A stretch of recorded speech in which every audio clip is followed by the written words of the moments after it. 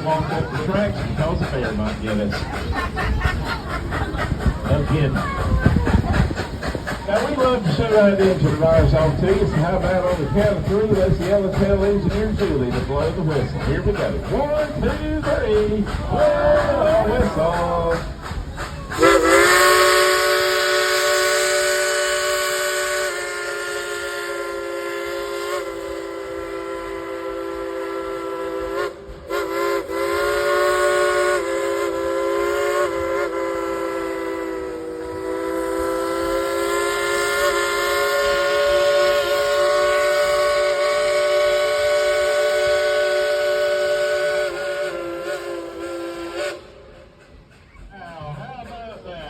Engineer big hand, everybody. And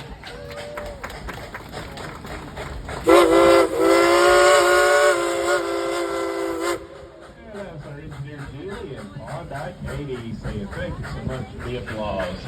And there they are over there on the left-hand side above the tree line in the distance. The beautiful, the majestic, Great Smoky Mountains. You can easily see why they call them the Smokies. They look like that most of the time. Smoke or no smoke.